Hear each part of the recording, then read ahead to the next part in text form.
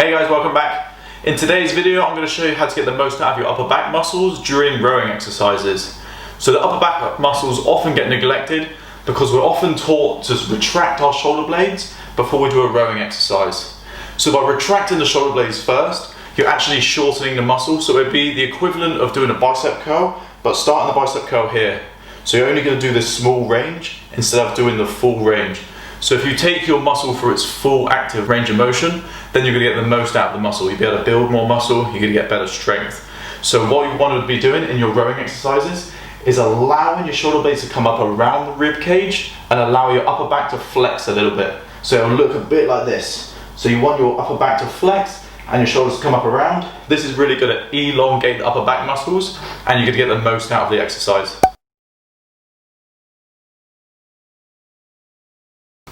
Context is key, my friend.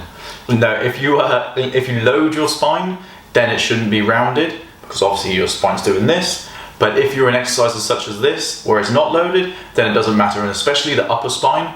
So if you look at this picture here, so you see how the upper spine is connected to all the ribs. So anything connected to the ribs are going to act as another part of the structure, so it's going to give it more stability and more strength. But as you see the lower spine here, this has nothing attached to it apart from the musculature. So this is the lower spine you really want to keep straight most of the time, and the upper spine is fine to bend. With all that said, I'm going to show you 6 exercises. So I'm going to show you from a really basic exercise, which is chest supported.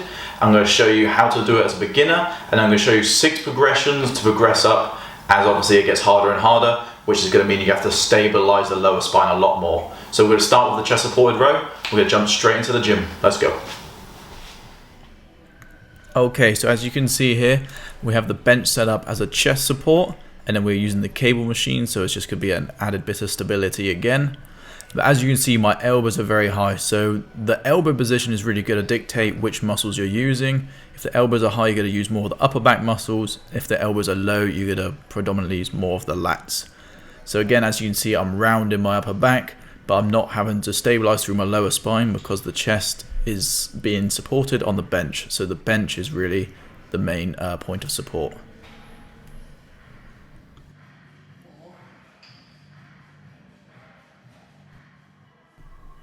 Okay, so next up is the chest supported dumbbell row. As you can see, I have my feet flat on the floor. This gives another 2 points of contact, and then obviously the bottom of the chest is on the top of the bench. So this is allowing my back to round. As you see, my shoulder blades are coming up around my rib cage and my elbows are out to the side. This is elongating the muscles, which will allow you to get a good stretch and a good squeeze at the top. And this also isn't too hard to set up, but whereas you'll see in the next version, it's a little bit harder to set up.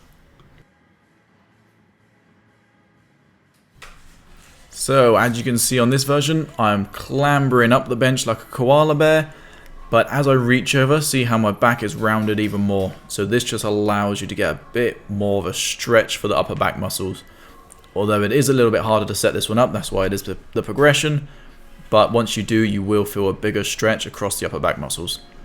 This is also going to help with mobility. So see how much of a stretch I can get through my upper back. This is also going to help if you do have a tight upper spine. This will help alleviate some of that tension.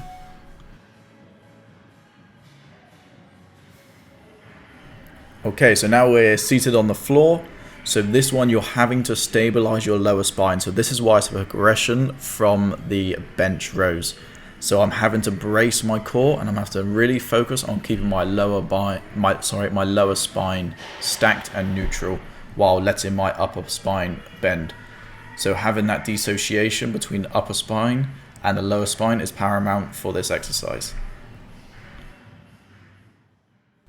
Okay, so now we are standing up, so this is where it's going to start getting really hard. So see how my upper back is rounding, but my lower back is staying nice and neutral. So this is what we want. On the barbell, it's going to be a little bit easier than where we're moving to next, which is going to be dumbbells. So as you're on the barbell, both arms are fixed on one bar, so they're essentially moving just one object instead of having to move 2 objects. And last but not least, the dumbbell row. So you can see with this, I can get a lot of rounding through the upper back. You can get a big stretch, but you're having to stabilize both arms at the same time individually, which makes it even harder. So get that dissociation from the lower spine to the upper spine. This is where you want to get to, but this is extremely difficult. And this is why it's the last progression. Okay, so hopefully that has helped. So next time, let your shoulder blades come around your rib cage, flex that upper back, get your elbows up. You're going to get more mobility, more strength, and more muscle.